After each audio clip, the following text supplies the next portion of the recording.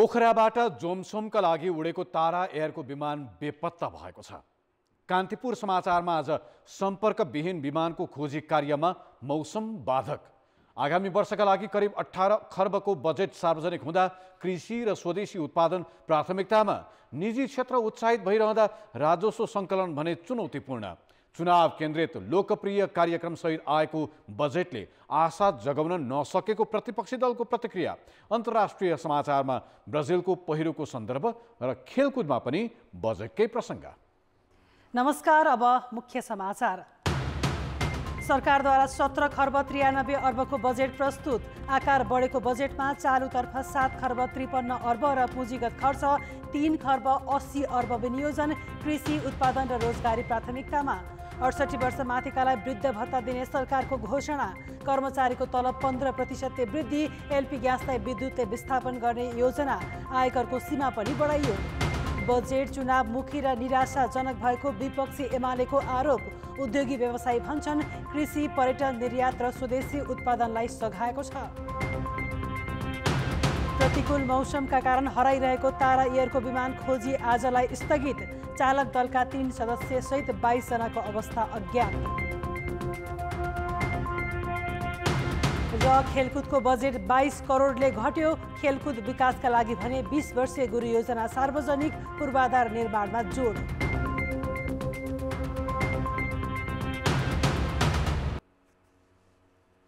हराइरहेको तारा एयरको विमान खोजी कार्यका लागि नेपाली सेनाको टोली परिचालन गरिएको छ।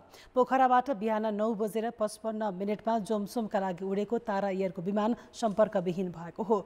चालक दलका 3 जना सदस्य र 6 जना विदेशी सहित 19 जना यात्रु रहेको विमान बेपत्ता भएको र खोजी कार्य जारी रहेको यति एयरलाइन्सका प्रवक्ता सुदर्शन बर्तौराले बताए।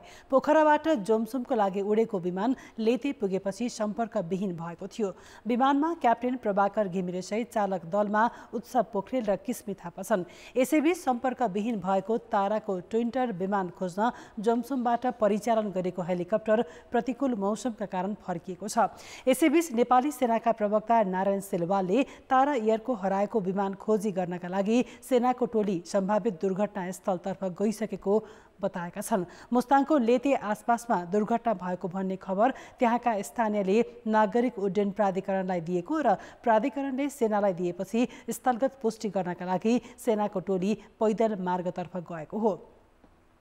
यसैबीच सम्पर्कविहीन भएको तारा एयरको अल्फा इगो ट्याङ्गो कल साइन भएको विमानको पाइलटको मोबाइलको नेटवर्क चलिरहेको पाइएको छ। जिल्ला प्रशासन कार्यालय मुस्ताङले विमानका पाइलटको मोबाइलमा टेलिकमको नेटवर्कले काम गरिरहेको पाइएको छ। त्यही अनुसार लोकेसन ट्रेसिङको काम भइरहेको प्रशासकीय अधिकृत देवेन्द्र राज पाण्डेले बताएका छन्। तारा एयरले सानो जहाजबाट देशका पहाडी क्षेत्रमा उडान भर्दै आएको छ। सरकारले आगामी आर्थिक वर्षका लागि 17 खर्ब 93 अर्ब 83 करोड रुपैयाँको बजेट ल्याएको छ। आकार बढाइएको नयाँ बजेटमा चालुतर्फ 7 खर्ब 53 अर्ब 40 करोड अर्थात् 42% छुट्याइएको छ। पुँजीगत अर्थात् विकास निर्माणतर्फ 3 खर्ब 80 अर्ब 38 करोड अर्थात् 21.7% बजेट विनियोजन गरिएको छ। प्रदेश र स्थानीय तहमा वित्तीय हस्तान्तरणतर्फ 4 खर्ब 29 अर्ब 83 करोड अर्थात् 2-4% रकम छुट्याइएको छ। आगामी आर्थिक वर्षका नीति तथा कार्यक्रमहरू कार्यान्वयन गर्न रु 17 खरब 93 अरब 83 करोड विनियोजन गरेको छु।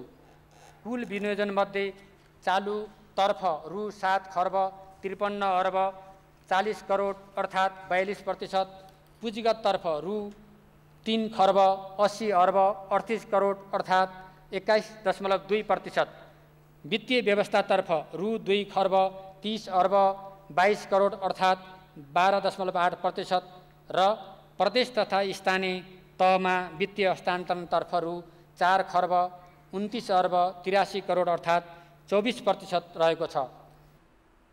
प्रदेश र स्थानीय तहमा वित्तीय हस्तान्तरणतर्फ 4 खर्ब 29 अर्ब 83 करोड अर्थात् 24% रकम छुट्याइएको छ। संसदको संयुक्त बैठकमा आर्थिक वर्ष 2079-80 को आय व्यय विवरण प्रस्तुत गर्दै अर्थमन्त्री जनार्दन शर्माले बजेटको लक्ष्य आत्मनिर्भर अर्थतन्त्र निर्माण, कृषिको रूपान्तरण, उत्पादन तथा रोजगारी वृद्धि, गरिबी निवारण र पूर्वाधार विकास भएको बताए। बजेटका लागि स्रोत जुटाउन 12 खर्ब 40 अर्ब 11 करोड राजस्व सङ्कलन तथा 2 खर्ब 56 अर्ब आन्तरिक ऋण उठाइने लक्ष्य छ। यस्तै 55 अर्ब 46 करोड वैदेशिक अनुदान दिने भनिएको छ। स्रोत मध्ये राजस्वबाट रु 12 खर्ब 40 अर्ब 11 करोड र वैदेशिक अनुदानबाट रु 55 अर्ब 46 करोड बेहोर्दा रु 4 खर्ब 98 अर्ब 26 करोड न्यून हुनेछ। सो न्यून पूर्ति गर्न वैदेशिक ऋणबाट रु 2 खर्ब 42 अर्ब 26 करोड जुटाइनेछ। राजस्व परिचालन र वैदेशिक अनुदान तथा ऋण सहायता परिचालन गर्दा नपुग हुने खुद रु 2 खर्ब 56 अर्ब आन्तरिक ऋणबाट बेहोरिनेछ। चालु आर्थिक वर्षमा 16 खर्ब 32 अर्बको बजेट कार्यान्वयनमा छ। नयाँ बजेट मार्फत कर्मचारीको तलब 15% बढाइएको छ भने ज्येष्ठ नागरिकलाई सामाजिक सुरक्षा भत्ता दिने उमेर 70बाट 68मा झारिएको छ। कृषि क्षेत्रको आधुनिकीकरण र उत्पादन वृद्धि मार्फत रोजगारी वृद्धि गर्ने लक्ष्य बजेटको प्राथमिकतामा देखिन्छ। प्रधानमन्त्री स्वरोजगार कार्यक्रमलाई प्रभावकारी बनाउने र वर्षेनी 2 लाख व्यक्तिलाई रोजगारसँग जोड्ने प्रस्ताव गरिएको छ।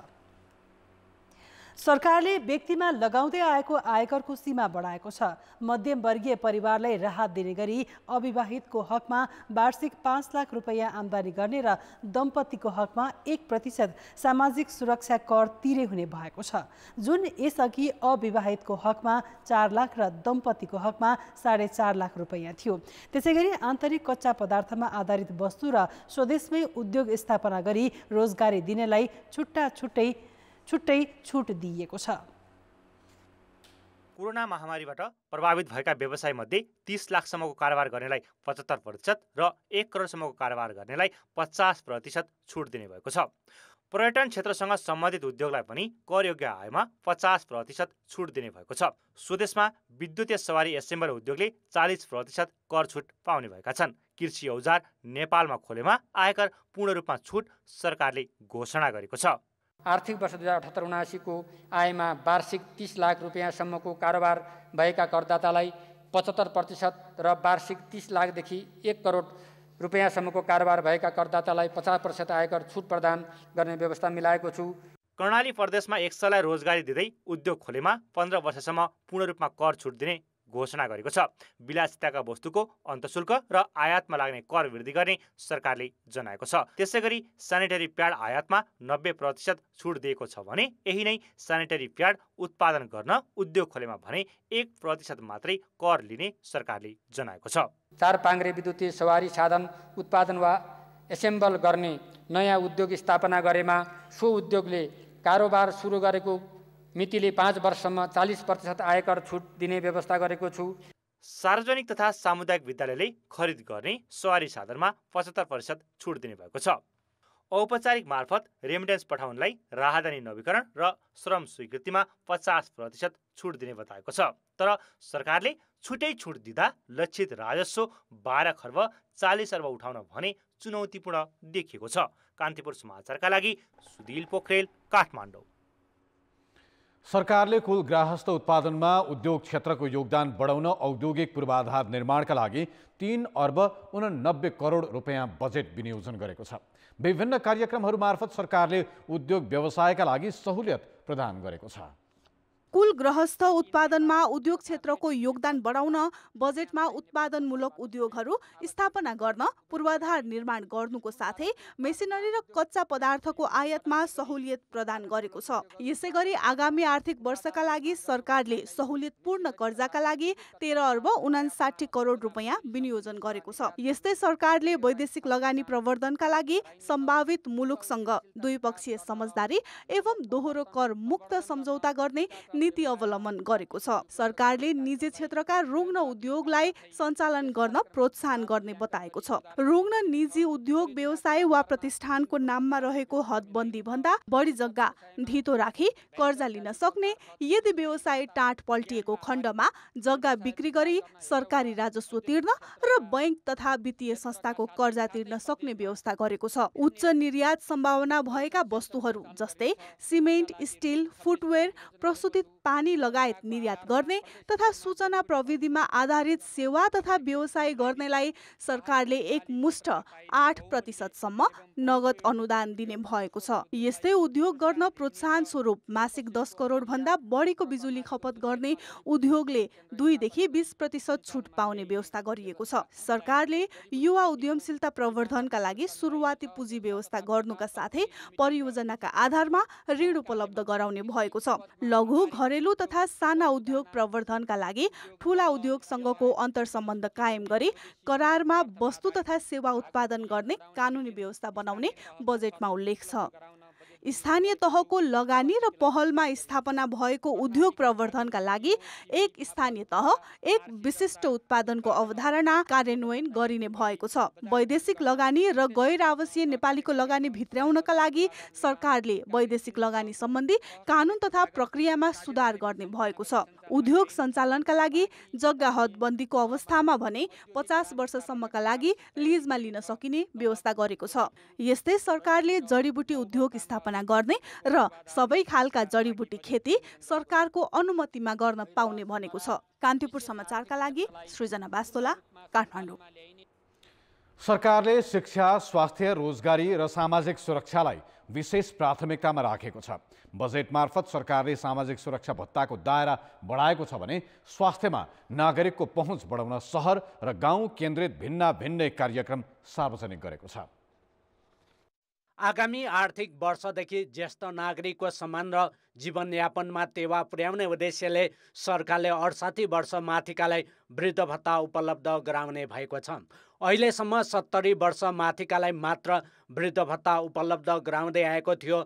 2052 सालमा 100 रुपियाँबाट सुरु भएको वृद्ध भत्ता अहिले 4000 पुगेको छ। सरकारले सामाजिक सुरक्षाका लागि 1 खर्ब 34 अर्ब रुपियाँको बजेट विनियोजन गरेको छ। असहाय, अशक्त, एकल महिला लगायतका सामाजिक सुरक्षा भत्ता कार्यक्रमलाई प्राथमिकता राखेको सरकारले सामाजिक सुरक्षा नलिन सो घोषणा गर्नेलाई सम्मान गर्ने जनाएको छ। सरकारले प्रत्येक वर्ष 2 लाख विपन्न बेरोजगार युवालाई रोजगार उपलब्ध गराउने घोषणा समेत गरेको छ। साथै शहरी गरिबलाई स्वरोजगारको अवसर समेत प्रदान गर्ने योजना अघि सारिएको छ। स्वरोजगार नागरिकलाई योगदानमा आधारित नागरिक पेन्सन योजनामा आबद्ध गर्न आवश्यक व्यवस्था मिलाइनेछ। निजी तथा अनौपचारिक क्षेत्र र वैदेशिक रोजगारीमा रहेका नागरिकहरूलाई सामाजिक सुरक्षा कोषबाट सञ्चालित सामाजिक सुरक्षा योजनाहरूमा क्रमशः आबद्ध गर्दै लगिनेछ। श्रम, रोजगार तथा सामाजिक सुरक्षा मन्त्रालयको लागि रु 9 अर्ब 13 करोड छुट्याएको छु। सरकारले रोजगारमूलक जीवन उपयोगीका साथै मेडिकल र प्राविधिक शिक्षामा जोड दिएको छ। सबै स्थानीय तहमा प्राविधिक धारका विद्यालय विस्तार गर्ने र शिक्षालाई सिपसँग जोड्दै पढ्दै कमाउँदै कार्यक्रमलाई थप 100 विद्यालयमा विस्तार गर्ने भएको छ। MBBS, नर्सिङ लगायत मेडिकल शिक्षा अध्ययनका लागि विदेशी विद्यार्थी रोक्न र स्वदेशमै स्तरीय चिकित्सा शिक्षा प्रदान गर्न आगामी वर्षदेखि वर्षमा 2 पटक भर्ना गर्ने योजना अघि सारेको छ। काठमाडौँ उपत्यका बाहिर मेडिकल कलेज स्थापनालाई सरकारले महत्त्व दिएको छ। आगामी आर्थिक वर्षका लागि शिक्षामा 1 खर्ब 96 अर्ब बजेट विनियोजन गरेको छ। विद्यार्थीलाई कक्षा कोठाबाटै व्यावसायिक ज्ञान र सिप प्रदान गर्न कार्यक्रम सञ्चालन गरिनेछ। हाल 140 वटा विद्यालयमा सञ्चालित पढ्दै कमाउँदै कार्यक्रमलाई थप 100 वटा विद्यालयहरूमा विस्तार गर्न आवश्यक बजेट विनियोजन गरेको छु। आम नागरिकलाई स्वास्थ्य सेवामा पहुँच सुनिश्चित गर्न सरकारले ज्येष्ठ नागरिकका लागि विशिष्टीकृत स्वास्थ्य सेवा प्रदान गर्न प्रमुख अस्पतालहरूमा छुट्टै वार्डको व्यवस्था गरिने भएको छ। सबै स्थानीय तहका स्वास्थ्य संस्थामा 40 वर्ष माथिका नागरिकको वर्षको 1 पटक निःशुल्क स्वास्थ्य परीक्षण गर्ने र 98 प्रकारका औषधिको निःशुल्क उपलब्ध गराउने भएको छ। मृगौला प्रत्यारोपण गरेका तथा डायलिसिस गराइरहेका व्यक्तिहरू, सबै किसिमका क्यान्सर रोग निदान भएका व्यक्तिहरू र मेरुदण्ड पक्षघात बिरामीलाई औषधि उपचार खर्च बापत मासिक रु 5,000 का दरले उपलब्ध गराउन रु 1,50 करोड छुट्याएको छु।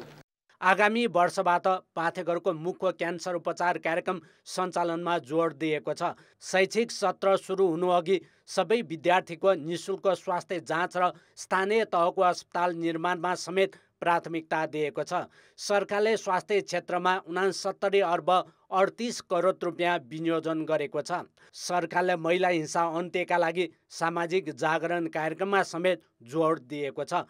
कान्तिपुर समाचारका लागि जनकपुरबाट अनिल मिश्रका साथ नारायण किलम्बु, काठमाडौँ। सरकारले प्रस्तुत गरेको बजेटमाथि राजनीतिक तथा व्यापारिक क्षेत्रबाट मिश्रित प्रतिक्रिया आएको छ। प्रमुख प्रतिपक्षी दल नेकपा एमाले चुनावमुखी बजेट आएको र कार्यान्वयन जटिल रहेको आरोप लगाएको छ भने निजी क्षेत्रले सकारात्मक टिप्पणी गरेका छन्। नेकपा एमालेका उपाध्यक्ष तथा पूर्व अर्थमन्त्री विष्णु पौडेलले बजेट चुनावमुखी र निराशाजनक रहेको आरोप लगाए। सम्पूर्ण रूपमा अनुत्तरदायी छ, हावादारी छ। यसले चाहिँ सरकारको सीमालाई पनि बुझ्न सकेको छैन। यहाँहरू सबैलाई थाहा छ, हामी प्रतिनिधि सभाको प्रदेश सभाको चुनावको सम्मुखमा आइसकेका छौँ। यो सरकार चुनावी सरकार हो। स्वयं अर्थमन्त्रीले चुनावका निम्ति समेत बजेट प्रस्ताव गर्नुभएको छ। चुनावी बजेट, चुनावी सरकारले जसको म्याद, जसको आयु 5 महिनाको छ, उसले चाहिँ दीर्घकालीन प्रकृतिका 5 महिना होइन 5 वर्ष 25 वर्षका योजनाहरू अघि सारेका छ। सत्ता पक्षकै कतिपय नेताले पनि कृषि क्षेत्र तथा उत्पादनलाई प्राथमिकतामा राख्नु सकारात्मक रहेको भने पनि लोकप्रिय कार्यक्रमका कारण कार्यान्वयनमा चुनौती रहेको बताएका छन्। तर यो प्रस्थान बिन्दु बन्नेछ नेपालको आर्थिक रूपान्तरणको भन्ने जुन अपेक्षा थियो, त्यो प्रस्थान बिन्दु चाहिँ त्यति बन्न सक्छ जस्तो मलाई लाग्दैन। कृषिमा दिएका प्राथमिकता, त्यहाँ ल्याएका नयाँ योजना प्रशंसनीय छन्। त्यसरी नै विद्युतको चाहिँ बढी प्रसार गरेर हाम्रो व्यापार घाटालाई कम गर्ने, इन्धनलाई जोगाउने जस्ता कुरा लगायतका कुरा सकारात्मक छन् र केही करहरूमा छुट दिएर लगानीलाई प्रवर्धन गर्ने कुराहरू पनि सकारात्मक नै छन्। तर गुणात्मक महत्त्वका संरचनात्मक परिवर्तन ल्याउने ढङ्गका नीतिहरू चाहिँ आएनन्। निजी क्षेत्रले भने उद्योग व्यवसायका लागि बजेट सकारात्मक रहेको प्रतिक्रिया दिएका छन्। अब थ्योरिटिकली हेर्ने हो भने सकारात्मक छ, किनभने यो उत्पादनको कुरा गरेको छ, कृषिको कुरा गरेको छ र यो निर्यातमा सहुलियतको कुराहरू गरेका छन्, इन्सेन्टिभको कुरा भएको छ। र त्यसरी हेर्दाखेरि हामीले बोलेका कुराहरू, हामीले दिएका सुझावहरू धेरै समेटिएको पनि छ जस्तो मलाई लाग्छ। शिक्षा र स्वास्थ्यलाई समेटेको छ हैन, एनर्जी सेक्टरलाई। र एउटा दुईटा कुरा चाहिँ एउटा राम्रो आएको भन्छ, जुन निजी क्षेत्रले उठाउँदै गरेको कुरा, जस्तै जग्गाको हदबन्दी सम्बन्धको कुरालाई चाहिँ अहिलेको बजेटले चाहिँ समेटेको छ। अब जनताको आवाज संसदमा बजेट पेश भए लगत्तै देशैभर आज हामीले सोधेका छौँ, आगामी आर्थिक वर्षका लागि सरकारले प्रस्तुत गरेको बजेट तपाईँलाई कस्तो लाग्यो? जनताको आवाज। शिक्षा, स्वास्थ्य, कृषि लगायतका पूर्वाधारका कुराहरूलाई प्राथमिकता दिएको छ। तराईमा सिँचाइ सम्बन्धी कुनै कार्यक्रम छैन। बजेट भाषण सुन्दा त राम्रो लागेको छ। कृषिलाई बढी फोकस गरिएको छ, त्यो राम्रो छ। प्रत्येक वर्ष बजेट भाषण चाहिँ हुने हैन, अनि त्यसपछि कार्यान्वयनमा चाहिँ अलिक कमै आउने जस्तो देखिन्छ। कृषि, शिक्षा, स्वास्थ्यमा बढी लगानी गर्ने खालको नीति र कार्यक्रम अनुसार चाहिँ बजेट भाषण भएको छ। जनताप्रति उत्तरदायी चाहिँ नभएको जस्तो लाग्यो। गठबन्धनलाई बचाइराख्नको लागि आफ्ना कार्यकर्ताहरू भरण पोषण गर्ने किसिमले चाहिँ बजेट आएको छ। चुनावको लागि आफ्ना मतदातालाई आकर्षित गर्ने किसिमको रहेको छ। आन्तरिक उत्पादन पनि बढाउने लक्ष्य लिएको रहेछ, जसले गर्दा बजेट घाटालाई कम गर्ने यसले प्रयास चाहिँ गर्छ। नेपालमा नै रोजगारीको व्यवस्था गर्ने, वैदेशिक लगानीलाई भित्राउने भन्ने खालका विभिन्न किसिमका जति पनि अहिले बजेट भाषणमा सुन्न आएको छ, त्यो एकदम सान्दर्भिक र एकदम मननयोग्य छ। भाषण गर्दा राम्रो, तर भोलि पर्सि त्यही कार्यान्वयन चाहिँ हुनु पर्यो। विकासको कामका लागि चाहिँ तपाईको यो प्राइभेट सेक्टरलाई पनि जब चाहिँ यहाँ इन्भल्भमेन्ट गर्ने कुराहरू छ, त्यो त्यो भनेको एकदम राम्रो। बजेट अनुसारको कार्यान्वयन हुन सक्यो भने मात्रै कृषिलाई प्राथमिकरण गरिएको देखियो। सुन्दाखेरि चाहिँ एकदम ठिक छ, राम्रो पनि छ। विद्युतीय गाडीहरूमा कर घटाउने कुरा पनि ठिक लागेको छ। 68 वर्षमै ज्येष्ठ नागरिक भत्ता खुवाउँदाखेरि आउने आय स्रोतको बाटो खै त। कृषिमा छुट्याएको बजेट राम्रो छ, तर चाहिँ यसको उत्पादन कृषिमा भएको उत्पादनको प्रतिफल नहेरिकन यसलाई भन्न सकिँदैन। एकदम प्रभावकारी छ। 70 वर्षको वृद्ध भत्तालाई चाहिँ 68 वर्षमा उमेरका सबैलाई दिने भनेर भनेको छ। किसानहरूलाई पेन्सन पट्टा उपलब्ध गराउने कानुनी पक्ष ठिक भएमा बजेट समग्रमा राम्रो छ। महँगीलाई नियन्त्रण गर्ने चाहिँ गरेर केही चाहिँ गरेर कुराहरू चाहिँ गरेर यो बजेटले व्यवस्थापन गरेको छ। आफ्नो जग्गा जमिन हुने गर्नेहरूको लागि प्रोत्साहन स्वरूप यो ल्याएको बजेट पनि राम्रो छ। प्रदेश एकलाई अपहेलना गरेको जस्तो स्थिति देखिएको छ। पूर्वतिर चाहिँ अलिक अपेक्षित जस्तो मैले महसुस गरेको छु। महिलाहरूको जुन हिंसाको बारेमा बलात्कारको बारेमा न्यूनीकरण गर्दै जाने भन्ने कुरा चाहिँ मलाई अलिक चित्त बुझेन। स्वास्थ्यबाट, शिक्षाबाट, पर्यटनबाट, खेलकुदबाट पनि व्यापार घाटालाई के अरे स्वतन्त्र घाटालाई चाहिँ न्यून गर्न सकिन्छ भन्ने कुरा सरकारले महसुस गरेर बजेट राखेको छ। यो वर्ष आम निर्वाचन हुने भएको हुनाले धेरै नै अब यो लोकप्रिय कार्यक्रमहरू समावेश गरेर ल्याउँछ कि भन्ने एउटा जुन मान्छेले शङ्का गरेका थिए त्यसले चाहिँ यो चिर्न सफल भएको छ। इन्डक्सनहरू, चुलोहरू घर घरमा सहुलियतको दरमा दिने भन्ने जुन योजना ल्याएको छ यो असाध्यै सराहनीय छ। बजेटको इम्प्लिमेन्ट भोलिका दिनहरूमा कसरी हुन्छ त्यो चाहिँ महत्त्वपूर्ण कुरा हो।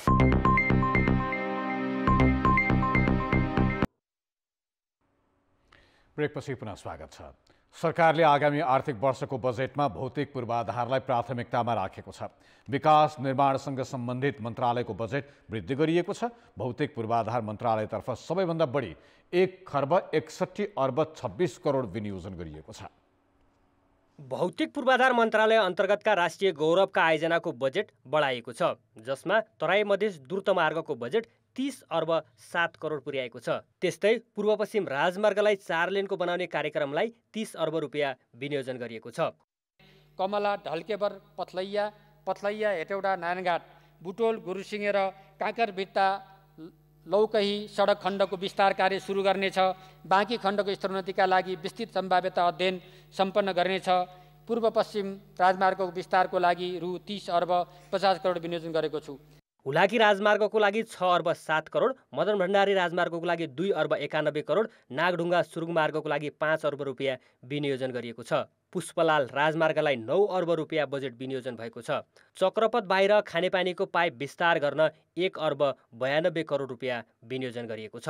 कलङ्की चाबिल चक्रपथ विस्तार परियोजनाको लागि 1 अर्ब रुपियाँ विनियोजन गरिएको छ। रेल मेट्रो आयोजनाको लागि 6 अर्ब 53 करोड रुपियाँ, प्रधानमन्त्री रोजगार कार्यक्रमको लागि 7 अर्ब 5 करोड रुपियाँ विनियोजन गरिएको छ। सबै स्थानीय तहमा निर्माणाधीन अस्पतालको लागि 10 अर्ब रुपियाँ विनियोजन गरिएको छ।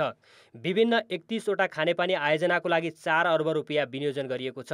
त्यस्तै काठमाडौँदेखि चितवनसम्मको दूरी 1 घण्टामै पुरा गर्ने बताइएको छ।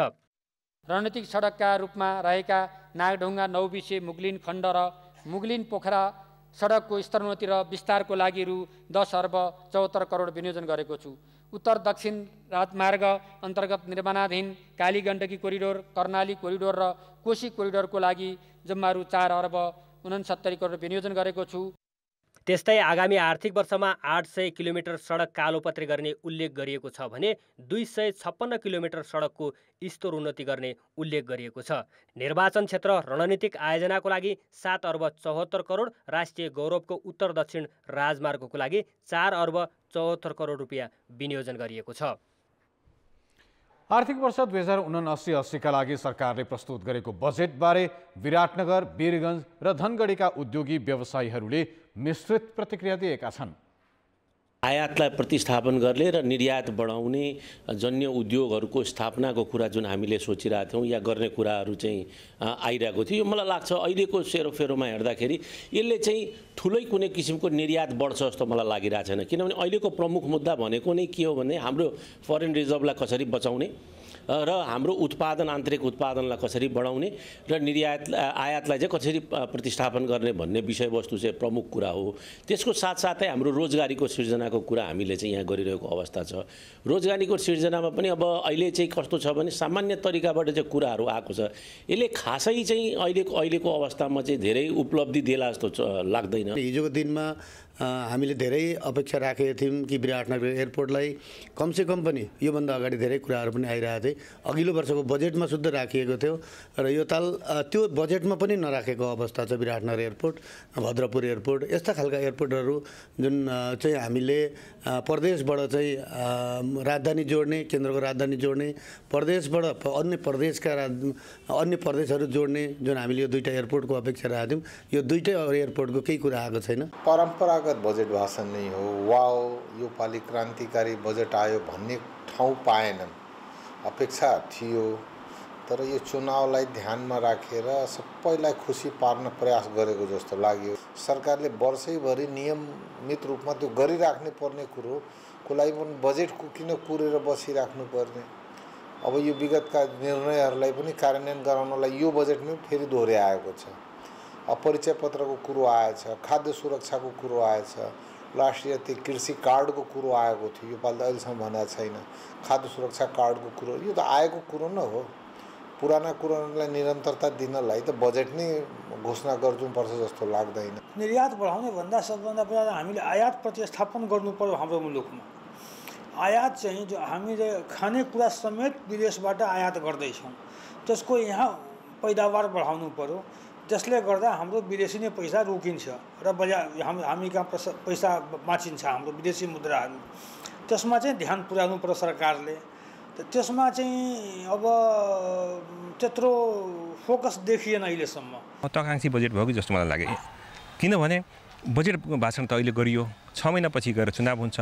चुनाव भइसक्यो, त्यो इम्प्लिमेन्ट गर्दाखेरि त्यही सरकार हुन्छ कि हुँदैन भन्ने कुरा निश्चित त भएन नि त।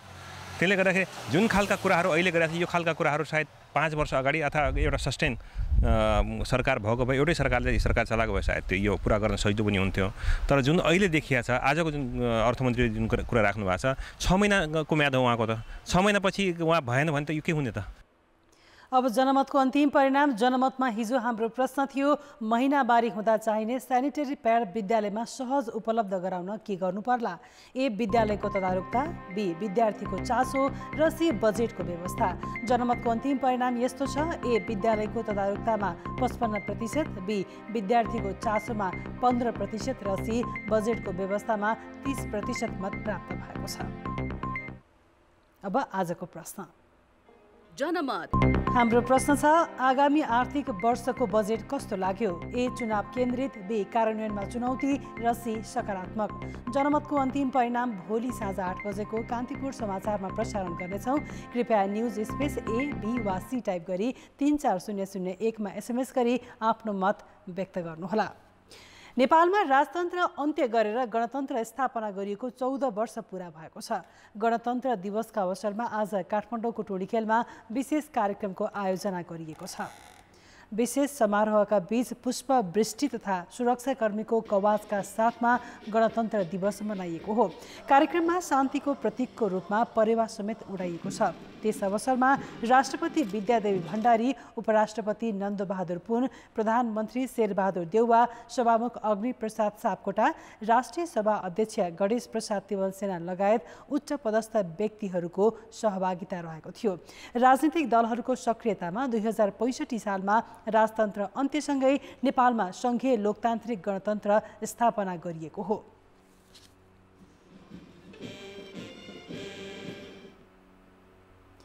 मिस नेपाल 2022 का प्रतिस्पर्धीले आफ्नो कन्टेस्टेन्ट नम्बर पाएका छन्। काठमाडौँमा आज आयोजित कार्यक्रममा प्रतिस्पर्धीहरूले आफ्नो कन्टेस्टेन्ट नम्बर पाएका हुन्। यो पटक मिस वर्ल्ड, मिस अर्थ र मिस इन्टरनेसनल गरी 3वटा टाइटलमा प्रतिस्पर्धा हुनेछ। 3वटै विधामा 24 जना सुन्दरी प्रतिस्पर्धामा छन्। द हिडन ट्रेजरले आयोजना गरेको मिस नेपाल अन्तिम प्रतिस्पर्धा असार 4 गते हुनेछ।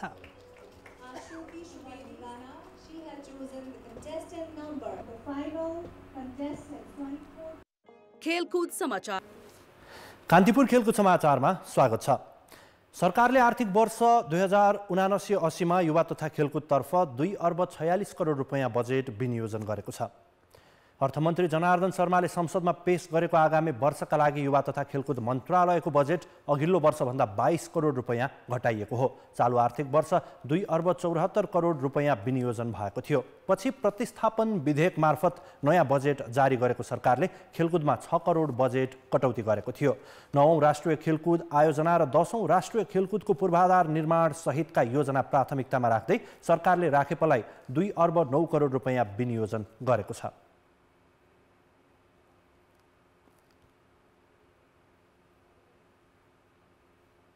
अन्तर्राष्ट्रिय र राष्ट्रिय प्रतियोगितामा सहभागी हुने खेलाडी तथा प्रशिक्षकहरूको बिमा गर्ने व्यवस्था मिलाइनेछ। खेलकुद सङ्घहरूलाई दिइआएको अनुदान वृद्धि गरेको छु। राष्ट्रिय खेलकुद परिषदको लागि रु 2 अर्ब 9 करोड विनियोजन गरेको छु। यस वर्ष बहुप्रतीक्षित मुलपानी क्रिकेट मैदानको निर्माण कार्य सम्पन्न हुने सरकारले बताएको छ। चितवनमा बन्दै गरेको गौतम बुद्ध अन्तर्राष्ट्रिय रङ्गशालालाई प्रदेश र स्थानीय तहको सहयोगमा पूर्णता दिइनेछ भने कीर्तिपुरको त्रिवी मैदान स्तर उन्नति र राति पनि खेल खेल्न सक्ने बनाउने योजना छ। बाँकेको कोहलपुरमा बन्ने महिला क्रिकेट मैदान तथा एकाडेमीका लागि बजेट विनियोजन गरिएको छ। धनगढीको फाप्लामा अन्तर्राष्ट्रिय क्रिकेट मैदान र खेलग्राम बनाइनेछ। पूर्वाधार निर्माणमा सरकारले 87 करोड छुट्याएको छ। काठमाडौँको मुलपानी निर्माणाधीन अन्तर्राष्ट्रिय क्रिकेट स्टेडियमको निर्माण कार्य आगामी आर्थिक वर्ष सम्पन्न गरिनेछ। कीर्तिपुर अन्तर्राष्ट्रिय क्रिकेट स्टेडियममा रात्रिकालीन खेल खेल्न सकिने गरी स्तरोन्नति गर्न आवश्यक रकम विनियोजन गरेको छु। प्रदेश र स्थानीय तहसँगको सहकार्यमा चितवनमा निर्माणाधीन गौतम बुद्ध क्रिकेट स्टेडियमको अधुरो निर्माण कार्य पूरा गर्ने व्यवस्था मिलाइनेछ। खेलकुदमा दीर्घकालीन विकासको योजना सहित 20 वर्षे गुरु योजनाका लागि बजेट विनियोजन गरिएको छ। यसअघि खेलकुद परिषदले पनि भिजन 2020 ल्याएको थियो तर अहिलेसम्म कार्यान्वयन हुन सकेको छैन। नेपाल आर्मीका तीर्थबहादुर तामाङ एभरेस्ट म्याराथनको च्याम्पियन बनेका छन्। अन्तर्राष्ट्रिय सगरमाथा दिवसको अवसरमा म्याराथन आयोजना गरिएको हो। सगरमाथा आधार शिविरदेखि नाम्चेसम्मको 42 किलोमिटर दूरी 3 घण्टा 51 मिनेट 9 सेकेन्डमा पार गर्दै तामाङ विजेता बनेका हुन्। लुक्लाका राजकुमार राज भण्डारी दोस्रो बनेका छन् भने सोलुखुम्बुका सुमन कुलुङ तेस्रो बने।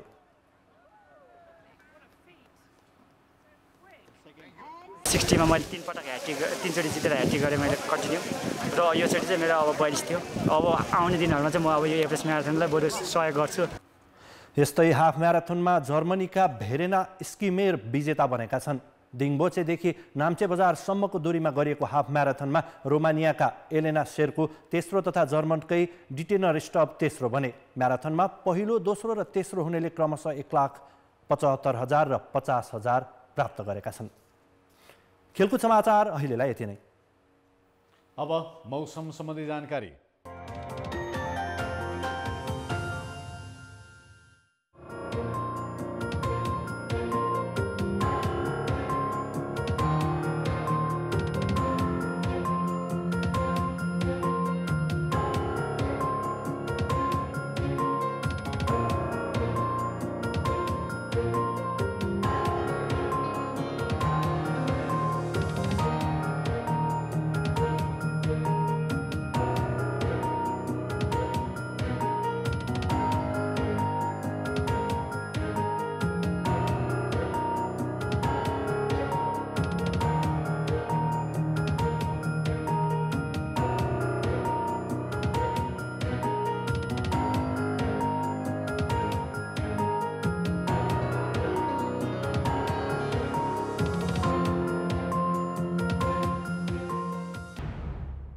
कान्तिपुर समाचार अहिलेलाई सकियो। कान्तिपुर टेलिभिजन हेर्दै गर्नुहोला।